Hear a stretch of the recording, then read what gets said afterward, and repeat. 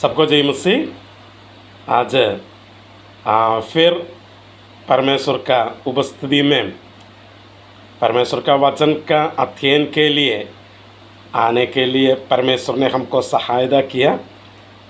और पिछले दिनों में परमेश्वर ने हम सबको सुरक्षित रखा और परमेश्वर का उपस्थिति हम सबके साथ था। इसके लिए हम परमेश्वर का धन्यवाद देता हूँ। आइए हम सीधा परमेश्वर का वचन में जाएंगे। पिछले हफ्ता में हम पढ़े थे पहला थिस्सलुनीयों की पत्री, उसका पहला अध्याय का 5 पद हम पढ़े थे। उस पद में हम आज फिर उसमें आएंगे।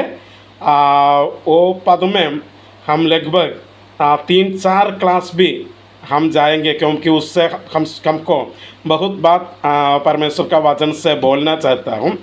और आइए हम उधर आएंगे। पहला थिस्सलुनीयों की पत्री, उसका पहला अध्याय का 5 पद पढ़िए।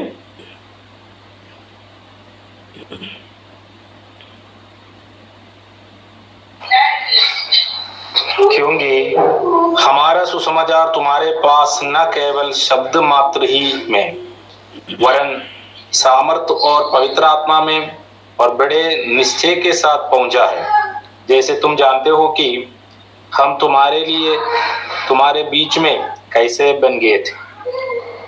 ओके, इधर पिछले हफ्ते में हम पढ़े थे प्रेरित पौलुस ऐसा एक विशेष शब्द उधर इस्तेमाल किया है, हमारा सुसमाचार, और उसके बारे में हम डिस्कस किया था। और वहाँ से हम कहा था हमारा सुसमाचार शब्द का मतलब ये है, दूसरा रीति का सुसमाचार भी उस समय प्रचार करते रहते थे। और हम नया नियम में 2 जगह में हम उसके बारे में पढ़े थे। दूसरा कुरिन्थियों की पत्री में उसका 11 अध्याय में हम पढ़े थे, और गलातियों की पत्री का पहला अध्याय में भी हम देखा था। और पिछले हफ्ते में हम दूसरा कुरिन्थी 11 अध्याय से वो दूसरा सुसमाचार का विशेषताएं क्या क्या थे उसके बारे में 3 बातें हम डिस्कस किए थे। आज फिर हम देखना चाहता हूँ वो दूसरा सुसमाचार का और कुछ विशेषताएं भी परमेश्वर का वचन से हमको मिलते हैं, वो भी हम देखना चाहता हूँ। अभी आप लोग आइए गलातियों की पत्री में आइए। गलातियों की पत्री उसका पहला अध्याय का 6 से 9 तक हम पढ़ेंगे। गलातियों की पत्री पहला अध्याय का 6 से 9 तक हम पढ़ेंगे। वो पिछले हफ्ता में भी हम पढ़े थे और एक बार हम पढ़ेंगे अभी।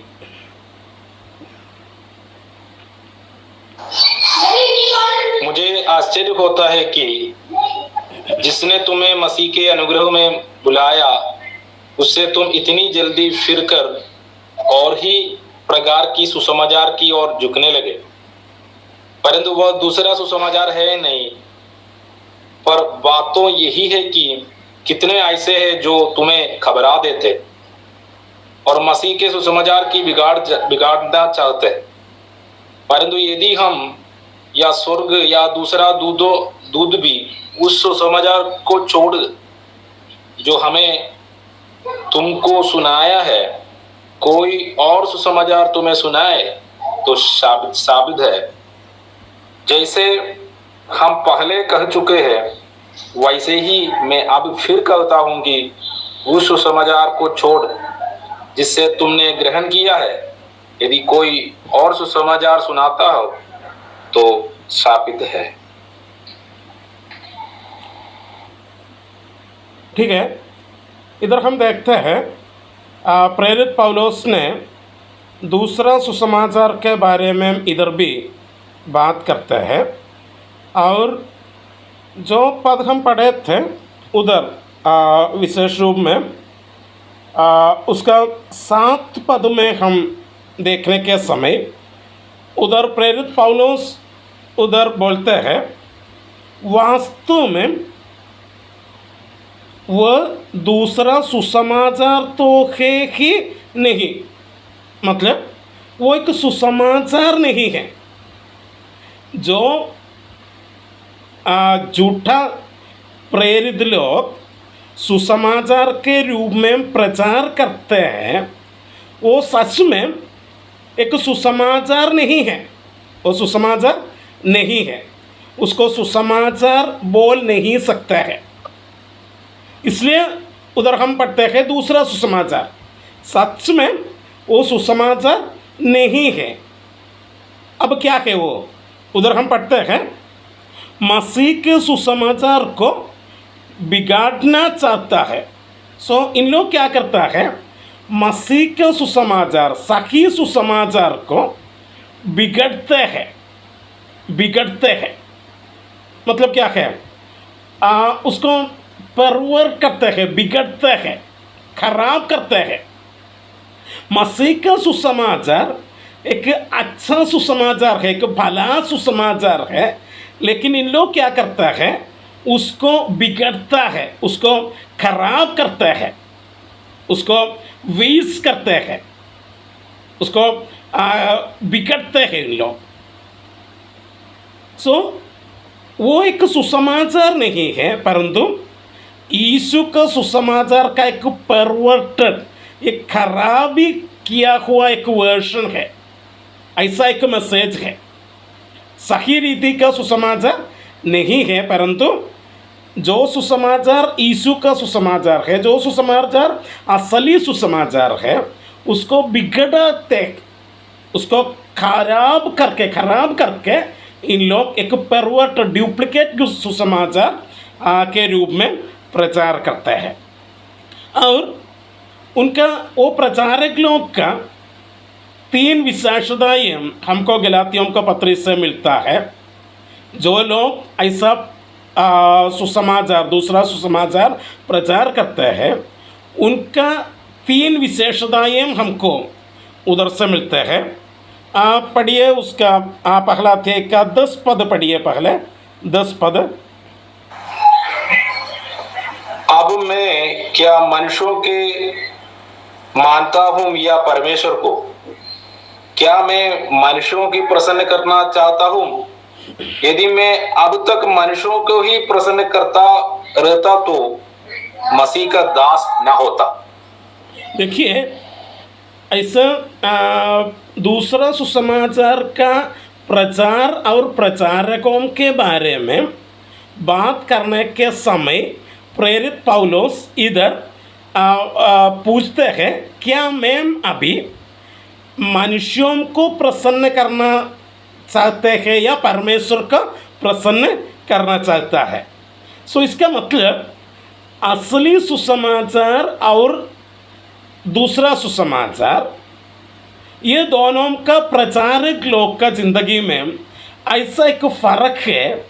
जो लोग असली सुसमाचार या मसीह का सुसमाचार प्रचार करते हैं, उन लोग किसको प्रसन्न करना चाहता है? परमेश्वर को प्रसन्न करना चाहता है। परंतु जो लोग दूसरा सुसमाचार प्रचार करते हैं, उन लोग का मन का चाहत ये है, उसको इंसानों को, मनुष्यों को प्रसन्न करना चाहता है। देखिए, अगर हम परमेश्वर को प्रसन्न करना चाहता है तो हम ये असली सुसमाचार, मतलब इधर हम पढ़ते हैं मसीह का सुसमाचार हम प्रचार करना है। किसी दूसरा सुसमाचार हम प्रचार करने के समय हम क्या करते हैं? परमेश्वर को प्रसन्न नहीं करते हैं, परंतु हम इंसानों को, मनुष्यों को प्रसन्न करना चाहता है। हालेलुया। क्योंकि ये सुसमाचार परमेश्वर का ओर से आया हुआ सुसमाचार नहीं है, ये किसी मनुष्य के दिमाग से आया हुआ सुसमाचार है। अब हम उसको प्रचार करेगा तो उसको खुशी हो जाएगा, उन लोग प्रसन्न हो जाएगा। हो सकता है आपका क्या है, आपका संस्था या आपका अगुवा लोग, आपका लीडर लोग का उन लोग प्रचार करने का एक सुसमाचार होगा। अगर आप भी वैसा एक सुसमाचार प्रचार करेगा तो उसको प्रसन्न कर सकता है, क्योंकि वो संदेश कहाँ से आया है, उसका दिमाग से आया है। परंतु जो सुसमाचार परमेश्वर से आया है, वो सुसमाचार प्रचार करने के समय हम इंसानों को, मनुष्यों को प्रसन्न नहीं करेगा, परंतु हमारा मन में केवल एक चाहत होगा, हम किसी न किसी रीति में परमेश्वर को प्रसन्न करना है।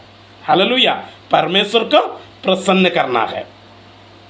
देखिए, हम किसको प्रसन्न करना चाहता है? हम किसको प्रसन्न करना चाहता है? मनुष्यों को प्रसन्न करना चाहता है या परमेश्वर को प्रसन्न करना चाहता है? कभी कभी मैं जब कोई पास्टरों के साथ, पादरी लोग के साथ ये बात बोलने के समय उन लोग मुझे वापस ऐसा सवाल पूछेगा, हम ऐसा सुसमाचार प्रचार करेगा तो, मतलब मसीह का सुसमाचार, वो क्या है, हम उसमें आएगा, वो मसीह का सुसमाचार प्रचार करेगा तो कोई भी विश्वास में नहीं आएगा। मतलब जो लोग सुनते हैं उसको ये अच्छा नहीं लगेगा, अच्छा नहीं लगेगा, इसलिए उन लोग उसको स्वीकार नहीं करेगा, यीशु को स्वीकार नहीं करेगा, सुसमाचार पर विश्वास नहीं करेगा। इसलिए क्या करते हैं, सुसमाचार, सही सुसमाचार को थोड़ा सा बिगड़ाते हुए, बिगड़ करते हुए, थोड़ा सा परवर्ड करते हुए, उसमें थोड़ा सा फर्क लेकर हम क्या करते हैं, दूसरा सुसमाचार प्रचार करते हैं। वो सुनने के समय लोग खुशी हो जाएगा, वो खुश हो जाएगा और उन लोग तुरंत हमारा कलीसिया में आएगा, हमारा चर्च में आएगा और हमारा कलीसिया में बहुत ज़्यादा लोग आएगा। क्यों? क्योंकि आपका प्रचार के द्वारा मनुष्यों को खुशी है।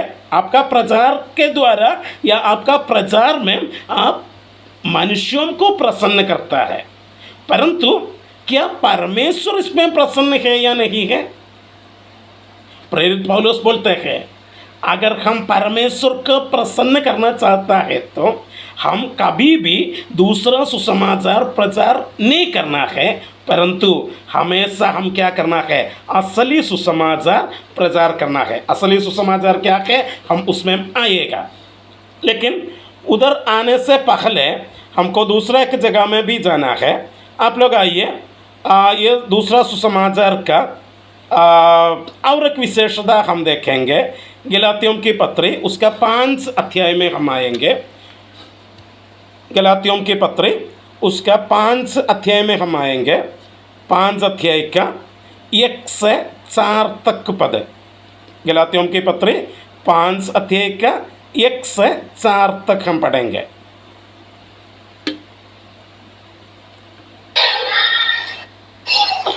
मसीह ने स्वतंत्रता के लिए हमें स्वतंत्र किया है, अर्थात इसी में स्थिर रहो, अर्थात और दासत्व के जुए में फिर ना जूतो। देखो, मैं पौलुस तुमसे कहता हूं कि यदि कतना करेगा तो मसीह से तुम्हें कुछ लाभ ना होगा। फिर भी मैं हर एक कतना कराने वालों को जताया देता हूं कि उसे सारे व्यवस्था माननी पड़ेगी। तुम जो व्यवस्था की द्वारा धर्मी ठहरना है चाहता हो, मसीह से अलग और अनुग्रह से गिर गए हो, क्योंकि आत्मा के कारण हम विश्वास से आशा की हुई धार्मिकता के बाट जोड़ते हैं। देखिए, इधर हम पढ़ते हैं, मसीह ने स्वतंत्रता के लिए हमें स्वतंत्र किया है। मसीह ने हमको क्या किया? स्वतंत्र किया है। इसलिए दृढ़ रहो और दासत्व के जुए में फिर न जूतो। और उसके बाद 2 पद से प्रेरित पौलुस क्या बोलते हैं, देखो, मैं पौलुस तुमसे कहता हूँ कि यदि खतना कराओगे तो मसीह से तुम्हें कुछ लाभ न होंगे। मैं पिछले हफ्ता में भी कहे थे, इन लोग क्या प्रचार करते हैं, उद्धार पाने के लिए विश्वास और मसीह काफ़ी नहीं है, उसके अलावा आप क्या करना है, खतना भी करना है, मतलब कुछ व्यवस्था के पालन करना है। इसी रीति में बोलते हैं इन लोग, मसीह उसके लिए काफ़ी नहीं है, विश्वास चाहिए और उसके साथ साथ कुछ कामों भी चाहिए, अपना व्यवस्था का पालन भी करना चाहता है। इधर प्रेरित पौलुस बोलते हैं, इसी रीति में आप लोग प्रचार करते हैं या आप लोग ऐसा करते हैं तो मसीह से तुम्हें कुछ लाभ नहीं होगा। देखिए, अगर आप लोग विश्वास करते हैं और प्रचार करते हैं यीशु काफ़ी नहीं है, यीशु चाहिए और उसके साथ साथ और कुछ चाहिए, इसका मतलब यीशु से आपको बिल्कुल कोई लाभ नहीं है। यीशु से कोई लाभ चाहिए तो आपका विश्वास और आपका प्रचार ऐसा होना है, यीशु काफ़ी है, यीशु काफ़ी है। अगर आप प्रचार करते हैं यीशु में विश्वास चाहिए और उसके साथ साथ व्यवस्था का पालन भी चाहिए, इसका मतलब यीशु से आपको कोई लाभ नहीं है। देखिए, यीशु और कुछ ऐसा कोई सुसमाचार नहीं है, केवल यीशु।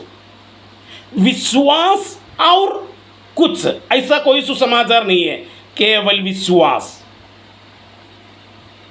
यीशु के अलावा आप किसी चीज़ को इस सुसमाचार में जोड़ेगा तो, विश्वास के अलावा आप कुछ चीज़ सुसमाचार में जोड़ेगा तो यीशु से आपको कोई लाभ नहीं है। यीशु से लाभ नहीं है मतलब यीशु का मृत्यु से आपको कोई लाभ नहीं है।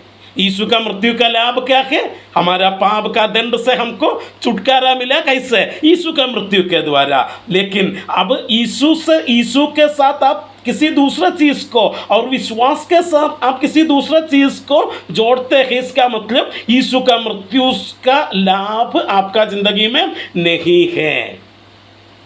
मतलब आप अभी भी आपका पाप का दंड में रहते हैं। देखिए, यीशु से आपको कोई लाभ, कुछ लाभ नहीं होगा। और उसका 4 पद में हम पढ़ते हैं, तुम जो व्यवस्था के द्वारा धर्मी ठहराना चाहता है मसीह से अलग और अनुग्रह से गिर गए हैं। देखिए, आप मसीह और विश्वास के साथ और कुछ जोड़ना चाहता है तो इसका मतलब क्या है, आप मसीह से अलग हो गया। सच में बाइबल के अनुसार आपको उद्धार कैसे पाएगा, यीशु को ग्रहण करना है, यीशु को अपनाना है। लेकिन ये सुसमाचार में यीशु के साथ आप और कुछ जोड़ेगा तो, विश्वास के साथ आप और कुछ जोड़ेगा तो आप यीशु से अलग हो जाते हैं और अनुग्रह से गिर गया है। आपका जिंदगी में यीशु नहीं है, परमेश्वर का अनुग्रह भी नहीं है। और लेकिन प्रेरित पौलुस 5 पद में क्या पढ़ते हैं, क्योंकि पवित्र आत्मा के द्वारा हम विश्वास से उस धार्मिकता की प्रतीक्षा करते हैं जिसके हम आशा है। लेकिन हमारा प्रतीक्षा क्या है, कोई व्यवस्था पालन करने से हम धार्मिक हो जाएगा ऐसा नहीं है, विश्वास के द्वारा हम धार्मिक हो जाएगा।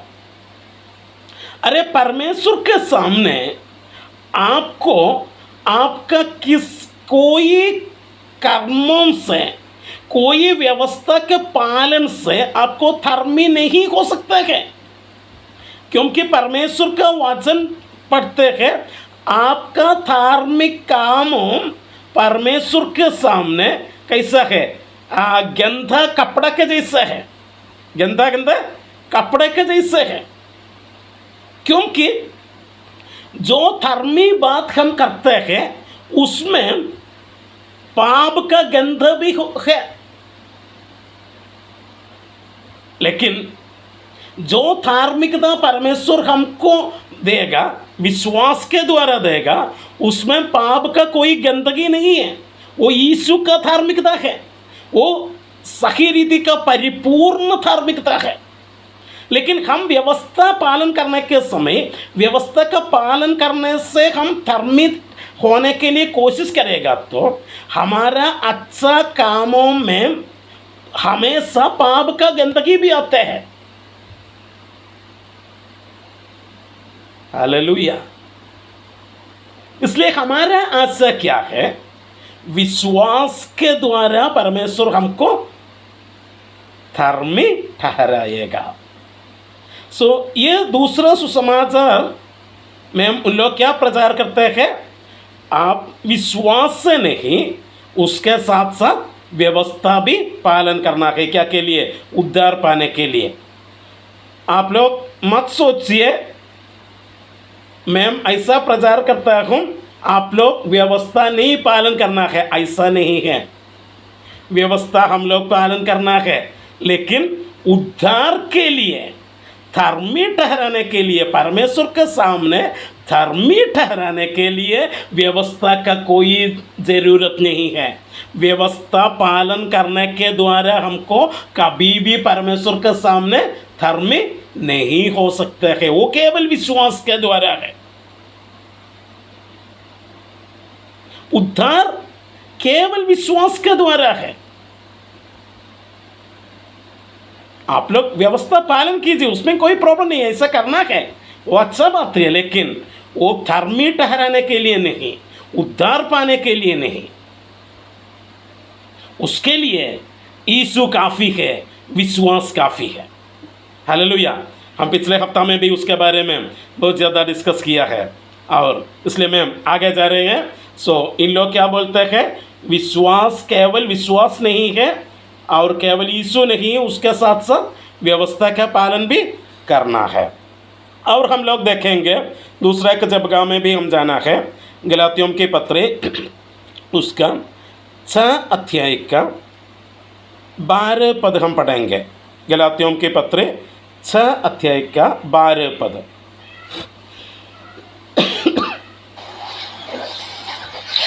जो लोग शारीरिक दिखावा चाहते हैं वे ही तुम्हारे खतना कराने के लिए दबाव डालते हैं, केवल इसलिए कि वे मसीह के क्रूस के कारण सताया ना जाए। देखिए इधर प्रेरित पौलुस क्या बोलते हैं, जो लोग शारीरिक दिखावा चाहता है, इन लोग क्या चाहता है, शारीरिक दिखावा चाहता है, शारीरिक दिखावा चाहता है और वो तुम्हारा खतना करवाने पर तुले हुए हैं। उन लोग आपका उपदेश देता है, आपको शिक्षा देता है, उद्धार पाने के लिए विश्वास काफ़ी नहीं है, व्यवस्था का पालन भी करना है, इसे शिक्षा देता है। क्योंकि वो केवल इसलिए कि मसीह के क्रूस के कारण उन्हें सतावट न सहना पड़े। मसीह के क्रूस के कारण सतावट न सहने पड़े, इसलिए उन लोग बोलते हैं केवल विश्वास नहीं है, व्यवस्था का पालन भी करना है। इसका मतलब क्या है, जब आप लोग देखते हैं हर रिलीजियन में, हर धर्म में उन लोग क्या शिक्षा देता है, आप लोग अच्छा काम करना है, क्या के लिए, उद्धार पाने के लिए। अब देखिए हिंदू धर्म में उन लोग ऐसा शिक्षा देता है, इस्लाम धर्म में उन लोग ऐसा शिक्षा देता है, यहूदी धर्म में उन लोग ऐसा शिक्षा देता है। हर धर्म आप देखिए, वो हर एक धर्म में उन लोग शिक्षा देता है उद्धार के लिए आप क्या करना है, अच्छा काम करना है। लेकिन जब हम प्रचार करते हैं उद्धार के लिए अच्छा काम बिल्कुल नहीं है, परंतु यीशु काफ़ी है, केवल यीशु है, इसी रीति में प्रचार करने के समय उन लोग क्या होगा, लोग को गुस्सा आएगा, लोग को गुस्सा आएगा और उन लोग हमको उपद्रव करेगा, सतावट करेगा। आपको सतावट नहीं सहना है तो आप जाओ, प्रचार कीजिए, उद्धार के लिए आप व्यवस्था पालन करना है, आपको किसी भी सतावट नहीं करेगा। क्योंकि सतावट किसके लिए है? जो लोग यीशु के क्रूस के बारे में, यीशु के बारे में प्रचार करते हैं, उसके लिए सतावट है। आप लोग जाइए, प्रचार कीजिए, व्यवस्था पालन करने से आपको उद्धार पा सकते हैं, ऐसा बोलेगा तो आपको कोई किसी रीति का सतावट नहीं आएगा। लेकिन उसमें परमेश्वर प्रसन्न नहीं होगा, परमेश्वर प्रसन्न नहीं होगा। जो लोग वो प्रचार सुनकर आपका चर्च में आते हैं, उन लोग मसीह से अलग होता है, अनुग्रह से गिर जाता है और मसीह से उन लोग को कुछ लाभ भी नहीं होगा। ठीक है, ये 3 बात। पहला बात, इन लोग क्या चाहते हैं, मनुष्यों को प्रसन्न करना चाहता है।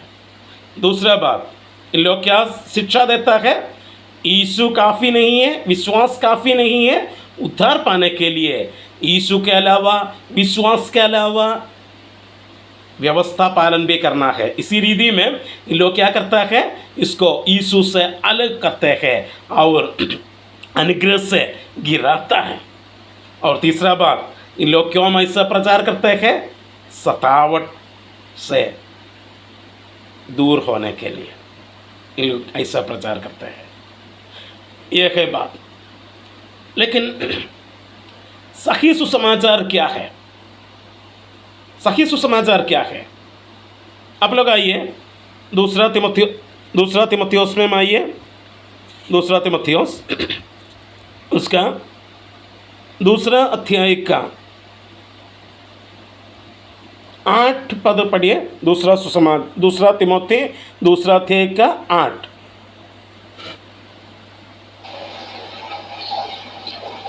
यीशु मसीह की स्मरण रख, जो दाऊद की वंश से हुआ और मरे हुए में से जी उठा, और यही मेरा सुसमाचार के अनुसार है। ठीक है, यही मेरा सुसमाचार के अनुसार है। थेसलोनिकियों के पत्र में हम पढ़े थे हमारा सुसमाचार, इधर प्रेरित पौलुस बोलते हैं मेरा सुसमाचार। मेरा सुसमाचार के अनुसार क्या है, यीशु को स्मरण करो, व्यवस्था पालन करना नहीं, यीशु को स्मरण करो। किसको? कौन सा यीशु का?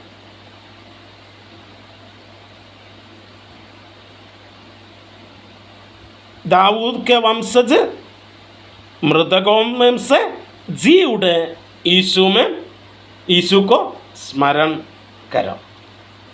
एक ऐसा सही सुसमाचार, मतलब यीशु परमेश्वर थे, लेकिन परमेश्वर पहले से हमको एक वायदा दिया था और वो वायदा के अनुसार परमेश्वर उसको इस धरती पर भेजा।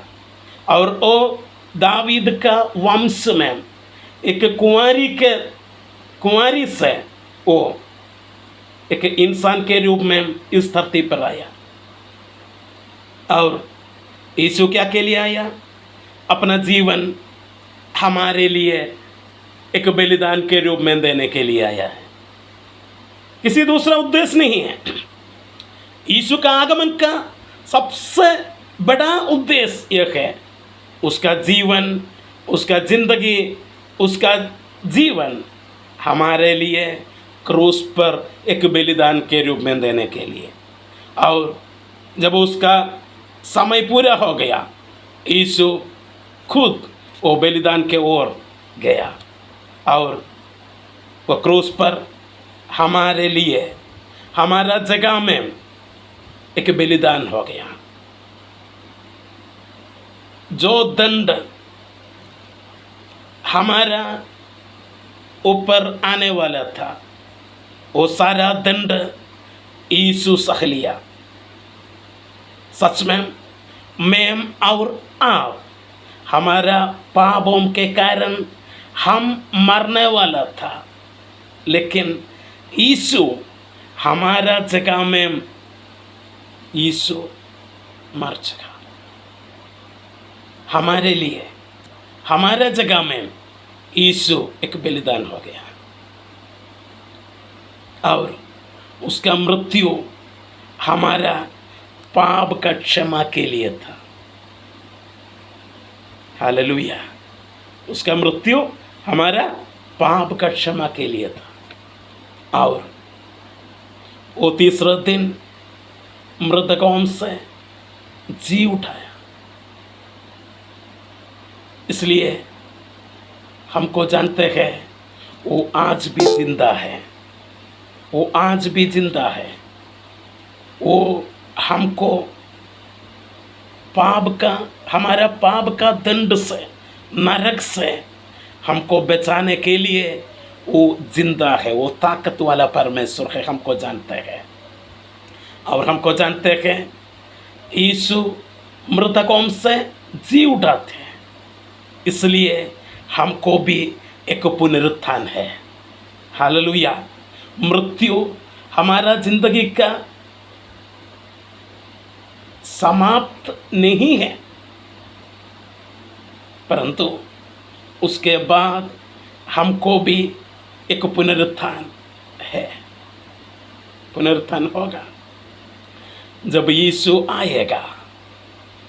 जितना लोग यीशु पर मरा है, वो सब लोग का पुनरुत्थान हो जाएगा। और जितना विश्वासी लोग उस समय जिंदा है, उन लोग का रूपांतर भी हो जाएगा और हम सब लोग मिलकर बादलों में यीशु के साथ हम चले जाएंगे। ये धरती छोड़कर हम यहाँ से चले जाएंगे। सच में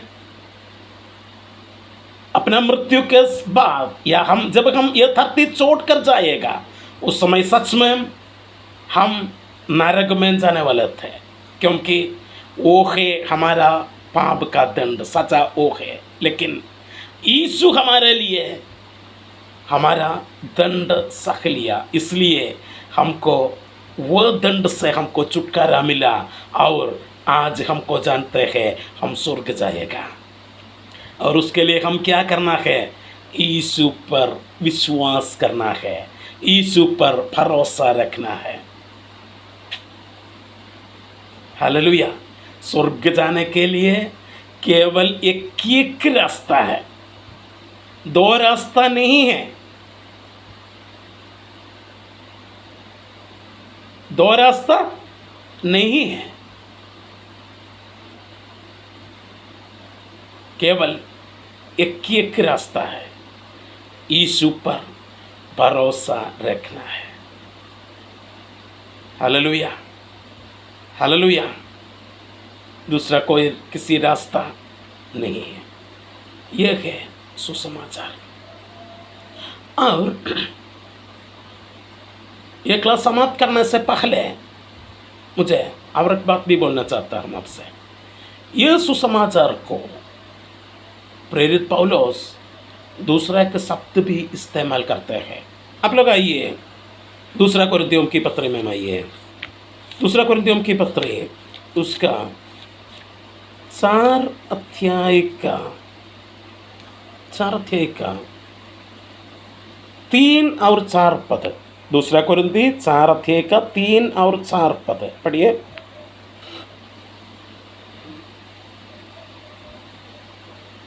सर एक और बार बोलिएगा सर। 2 कुरिन्ती 4 अध्याय का 3 और 4 पद। परंतु यदि हमारे सुसमाचार पर पर्दा पड़ा है तो यही नष्ट होने वालों ही के लिए पड़ा है और उन अविश्वासियों के लिए जिनकी बुद्धि इस संसार की ईश्वर ने अंधी कर दी है, ताकि मसीह जो परमेश्वर की प्रतिरूप हो उसकी तेजो में सुसमाचार की प्रकाश उन पर ना चमके। ठीक, इधर 3 पद में हम पढ़ते हैं हमारा सुसमाचार, हमारा सुसमाचार, और 4 पद में हम पढ़ते हैं मसीह के तेजस्वी सुसमाचार। प्रेरित पौलुस के शब्द में हमारा सुसमाचार और उसका सुसमाचार कौन सा सुसमाचार है? वो मसीह का तेजस्वी सुसमाचार है। हालेलुया। वो सुसमाचार सच में किसका है? मसीह का सुसमाचार है, मसीह का सुसमाचार है, मसीह का सुसमाचार है। कोई मनुष्य का सुसमाचार नहीं है, कोई संस्था का सुसमाचार नहीं है,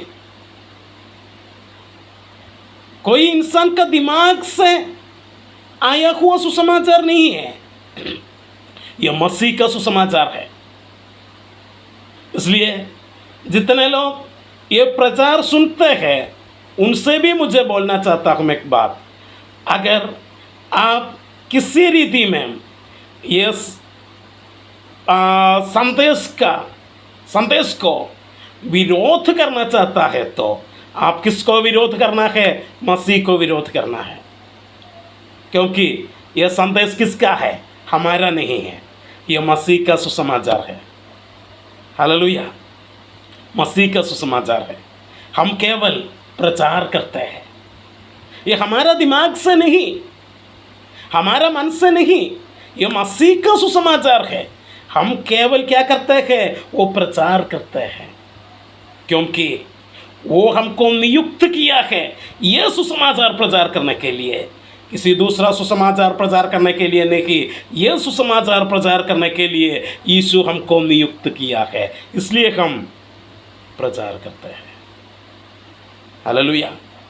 और अगर ये सुसमाचार मसीह का सुसमाचार है तो ये सुसमाचार से हमको क्या मिलता है, क्या आशा मिलता है, वो भी यीशु खुद बताया है। ये सुसमाचार के द्वारा हमको कौन सा आशा मिलता है उसके बारे में भी यीशु खुद बात किया है। आप लोग आइए लूका का सुसमाचार में आइए। लूका का सुसमाचार उसका 24 अध्याय, लूका का सुसमाचार उसका 24 अध्याय का उसका 46 और 47 पद, 46 और 47। लूका का सुसमाचार 24 अध्याय का 46 और 47 पद पढ़िए। और उसने उनसे कहा, यूं लिखा है कि मसीह दुख उठाएगा और तीसरे दिन मरे हुए में से जी उठेगा और यरूशलेम से लेकर सब जातियों में मन फिराव का और पापों की क्षमा का प्रचार उसी का नाम से किया जाएगा। देखिए इधर हम क्या पढ़ते हैं?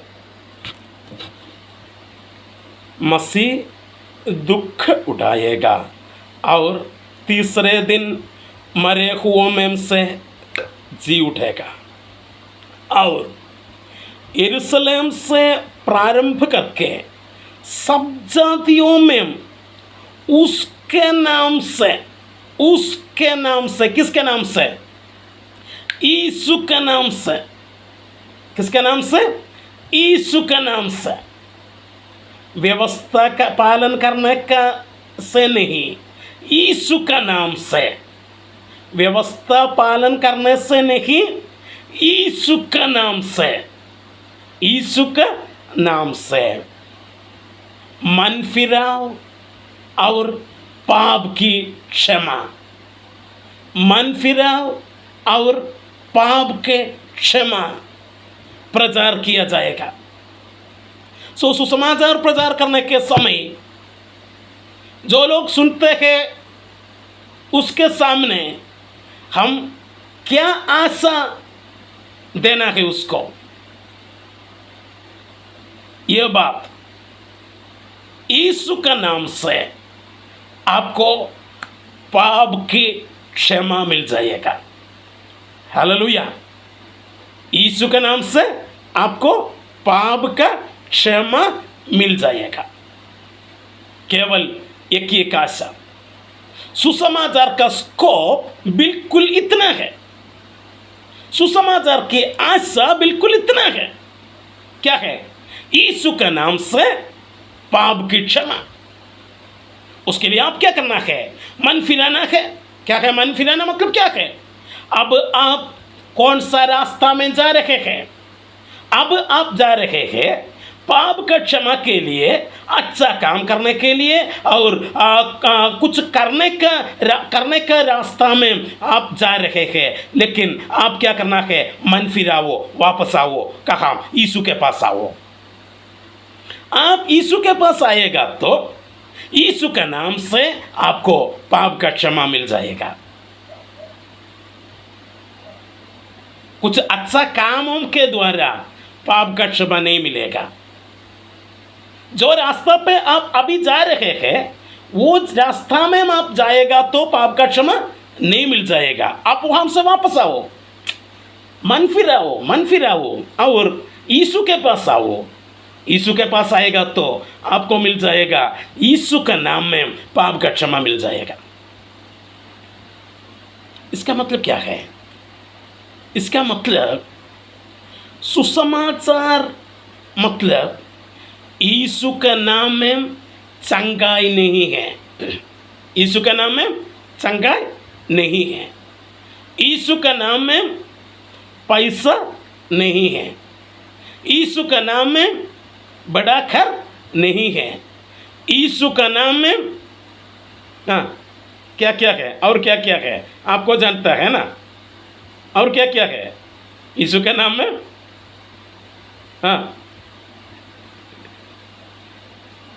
बड़ा मकान है, ज़मीन मिल जाएगा और आपका उपज अच्छा हो जाएगा है? आपका गाय कल से यीशु का नाम से 25 लीटर दूध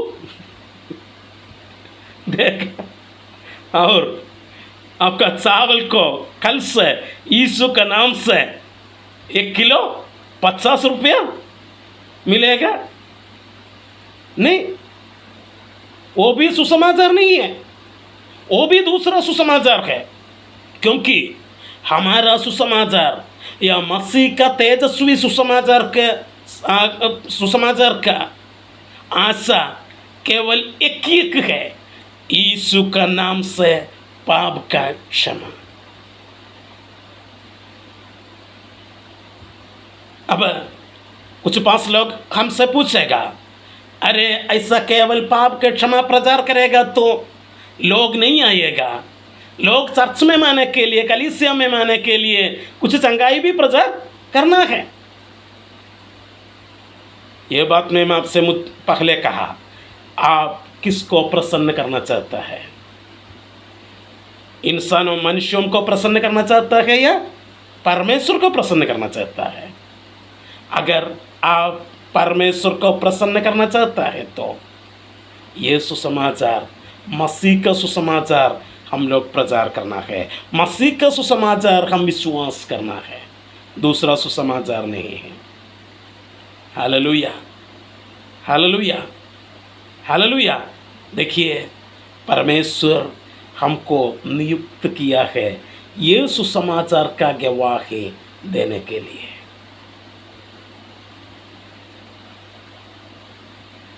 मैं इधर समाप्त करना चाहता हूँ। प्रेरित पौलुस थेसलोनिकियों के पत्र में उसका पहला अध्याय का 5 पद में वो बोलते हैं, हमारा सुसमाचार आपके पास पहुंच गया। हमारा सुसमाचार आपके पास पहुंच गया, मतलब मसीह का तेजस्वी सुसमाचार आपके पास पहुंच गया। हम भी ये समाज में ये सुसमाचार देने के लिए परमेश्वर के द्वारा नियुक्त किया हुआ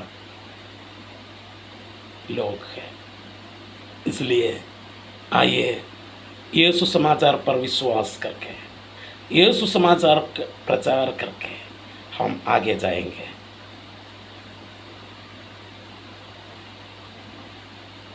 मनुष्य